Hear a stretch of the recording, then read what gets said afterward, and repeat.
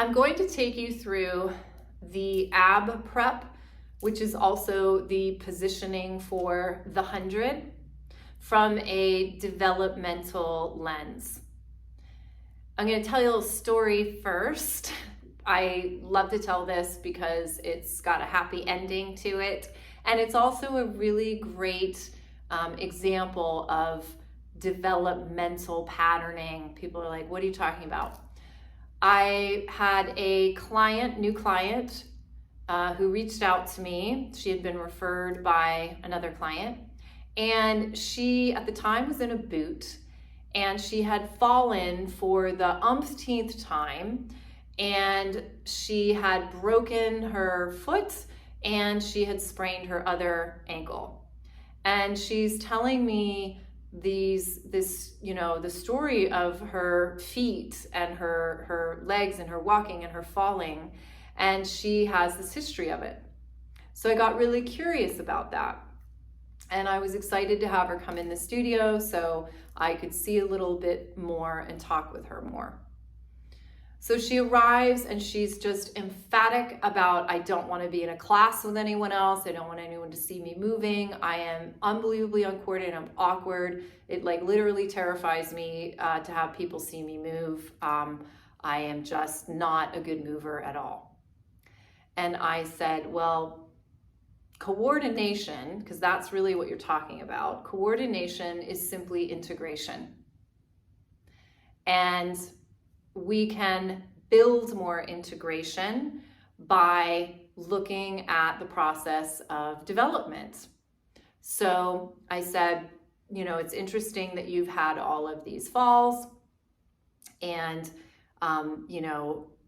developmentally, we can miss certain pieces, and then it can make us prone to issues, injuries when we are older. So I said, and this could have happened to you when you were really, really young.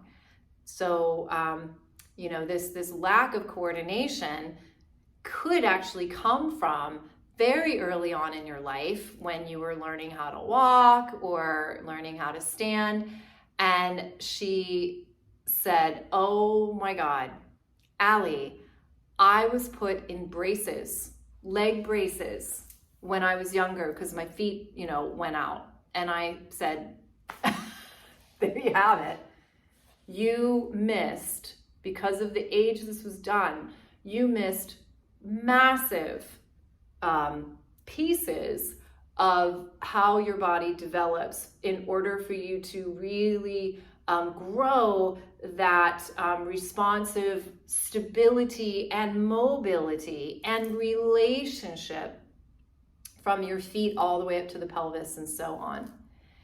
And I was so excited to tell her that it's never too late. So as human beings, we are process oriented. We can always return to these patterns, which is what my workshops are about, and we can integrate them into any movement practice.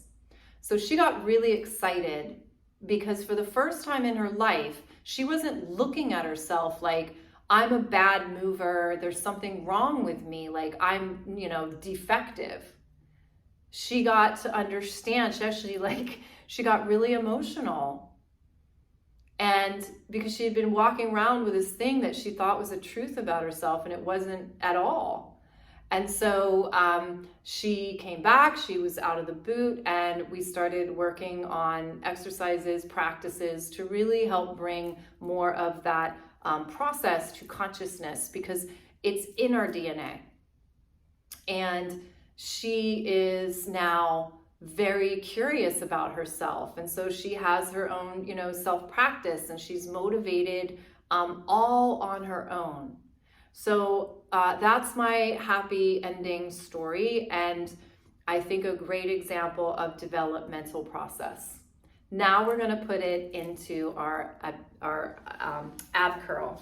Now, I also want to say that my two favorite words when it comes to teaching movement, well, really in life, is it depends. So nothing that I teach is some hard truth. It is an exploration. It is a suggestion, and it really needs to be experienced by you in your body. So underneath all of the bells and whistles of alignment are these developmental patterns. Underneath all complex Pilates exercises, yoga asanas, professional athletes, are these developmental patterns. So we experienced tone with the balloon. We experienced the navel radiating pattern. Now we are going to start to find our midline. If we don't get that organized, the rest of it is not going to go well. So come on down with me. Now, my other thing I like to say is that alignment is a zip code. It's not a specific address. So we aren't all going to look exactly the same doing something, because we have different needs. Our body has different stories. So I might say, okay, line your heels with your sits bones. And if that works for you, wonderful. If the legs need to be a little bit wider, that's okay too. What we want to know is where we are. We want to grow an awareness of where is my body in space, and I'm making this choice. I'm making the choice to take my legs a little wider. So I'm going to take my hands behind my head. Let's do it together. And then I can bring my elbows up. This is just to help cradle the head. So the first thing that I'd like you to feel is the back side of your body, the underside, and how it is in relationship with the ground. We have to start with gravity first. And you can nod your chin. Follow your back body as it comes up away from the ground.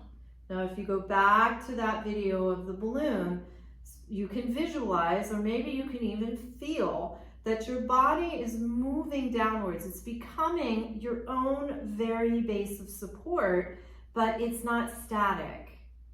It's constantly moving to the lowest point. Now, super important and challenging, can you feel the reach of the tail? So my tail is doing what my head is doing. And then just come back down. So tone first. So I want to find the support of the ground so that I can rise away from it, yield and push. And then I have a reach and pull of my head and my tail. So many times, we feel like it's really hard to lift our head. Many times that's because we are segmenting and we're over-stabilizing. And so the head's going to feel really heavy because it doesn't really attach to anything. But if you can find this spinal where the tail reaches, that is actually going to support the head. That's a completion of that energy through your center. And now, I want you to know, we're going to do this 2 more times. I want you to notice your muscles are working. I don't know about you, but I come up like this. There's a little bit of a response here, but I'm not contracting those muscles. I'm condensing. That's like a sponging quality that's so nutritious for our tissues. And I'm using my abdominals, but I'm supporting them. I'm not gripping. And then all of my other body systems are saying, thank you. My nervous system is saying, thank you. Oh my God, my organs are saying, thank you. And my muscles are saying, thank you. I could stay here for quite a while with my head. And it's not that I'm not feeling muscles, but I'm not over contracting. I'm not over stabilizing. I'm not muscling through. I'm using my relationship, gravity and space, through my fluids. Now we could, if we wanted to go into that 100 position, bring the legs to tabletop and arms long by your side. And here we go. Flow on up. Now from my navel out through my arms, I've got lots of space in my armpits. These aren't separate. These can flow. My hands are connecting to my tail. My tail is reaching out and up. My hands are connecting to my navel. My legs are connecting to my navel. Even if I take them out, connecting to my navel. If I lose that connection, that's telling me I need to change something because I've actually lost my foundational support. And you can breathe. And your breath is an expanding and a condensing as well. Okay. And just take a pause and pull the legs in. Look where we are, navel radiating pattern. You know what to do. Here we go. Oh, and yield. Beautiful.